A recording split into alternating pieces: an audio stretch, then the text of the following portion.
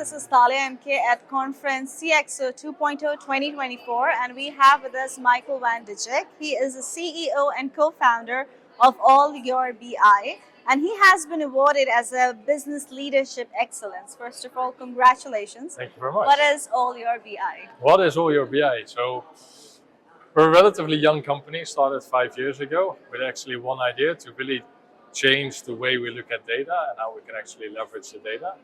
So we help our customers to figure out, where are you right now? How can you determine your data strategy? What's the gap between where you are right now and where you want to be?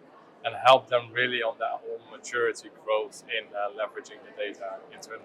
Okay, so how do you get to know what are the unique needs for your company, or how you get to know about those things?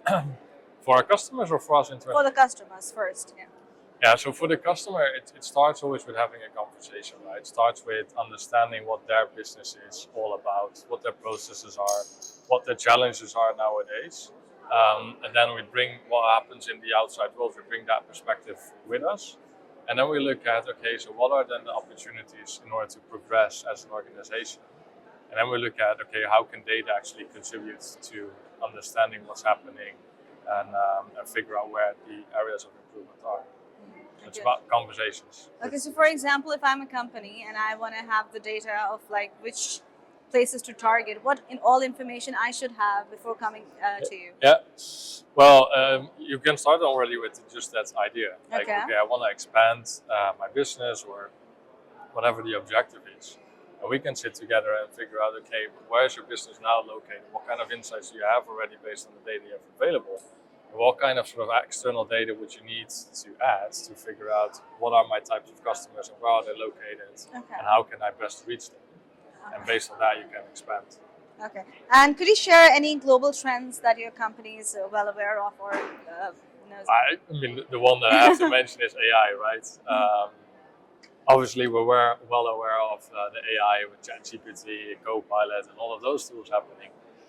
The challenge, I think, is how do you make the right business case? You don't just deploy the technology, but actually leverage it and get real value from it. So your company, does it find value in all of these new trending terms like AI or ChatGPT? Are they helpful in your company? Yeah, so internally they're massively helpful. Okay. It's not so much replacing part of the team, but it's really enhancing the productivity of the team. Okay. So we look at how can we, do things that we do recurrently. How can we automate them and leverage the technology like ChatGPT or Copilot and everything. So interestingly, internally, all of our meetings we have Copilot on, and we use that to generally automatically create the meeting summaries, highlights, and share that again with the team. So it's fully transparent what's been discussed, what's the actions, what's the follow-up. Okay. And that's just a massive productivity enhancer. Oh, that's nice. So how do you collect the data of the customers? Like, what is your company's strategy to collect the data and then present it to the companies who want the data? Yeah, so we build the solutions for our customers specifically. So they generally come with a challenge. Okay. And then based on the challenge that they have, we look at, okay, what's the best possible solution for them at that point in time, while also looking at what's the bigger picture. So what's the longer term objectives that they want to achieve. Okay. And then we build the environment specifically for them, collect all the data from the different sources that they have. For example, if your idea or your company's idea or vision doesn't align with the, of course there will always be a conflict. Not two people can think alike. Yes. How do you deal with that situation? Well, it depends on how far you're off from the perspective, right? But at some point, if for whatever reason there's not a match, then you might have to say, you know what, apparently there's not a match. So we are not the ones that actually can help you. And then either we refer them to another company, or you just let it go for that moment. So I think ultimately, if you look at business, you interact with other humans. Yeah. So yeah, you can look at just the financial gain that you have, but on the long term, that's not really going to help you. So you need to have that connection. You need to build that trust. Yeah. Because the things we do, we really get an inside perspective of what's happening in the company and what are things that are not as great as you maybe would like to see. So trust takes time. I think for any company to rely and then want to go ahead with you, it will take time. So what is the forecast or the vision looks like for your company? What are the future plans? Yeah, so future plans. Currently we're based in the Netherlands. Okay. And about 75% of the team is in Netherlands. We work a lot remotely though. But we have customers across the globe. So we're looking at how can we lead international company and be fully remote while working on both US side, and we're also looking at in Middle this East. side of the Okay. Middle East. Mostly people remotely, and now after COVID, everybody's working remotely. Companies are not they don't feel safe when the old people, when they're used to going to the office Yeah, and see. yeah. How do you give them assurance of your credibility? Is there any work, or is there any pattern do you show off that this is how are your credentials? What are the credentials? Towards the customers? Yeah, for the customers. Yeah, so we work in really small iterations. So we determine yearly objectives, we break that down in quarterly objectives, and then we do on what we call sprint basis, which is a 3-week period.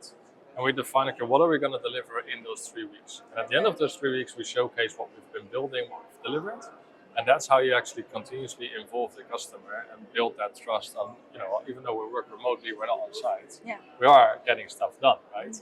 And that's how you build the trust. And I think after COVID, working Everybody remotely, is everyone's remotely. accepting Yeah. it. It's easier, better, and Yeah. convenient. Yes, yeah. That's and it saves awesome. quite some time traveling back and forth, and therefore it saves cost. Yeah, true. Yeah. So, how does it feel to receive an award?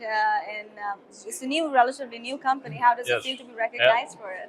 It's really cool. It's really exciting to be here. I mean, first time for me in Dubai, which Oh, is really? already really cool. Are you getting used to the summers though? It's our winters, by the way. I like this kind of.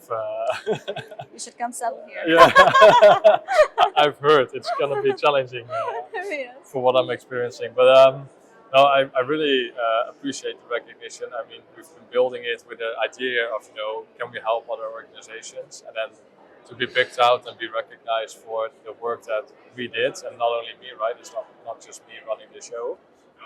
So it's also recognition towards the team that we're on track, doing the right stuff, enjoying it a lot, and that apparently we get noticed from the outside world. So really cool. Perfect. Thank you so much for your time. Thank you. And as you said, that there are a lot of possibilities, and remotely, when there is a work happening, just trust it and go ahead with it. This Yes. is Thalia MK signing off. Be kind, avoid using plastic, wastage of water, please avoid that too, and have a great day.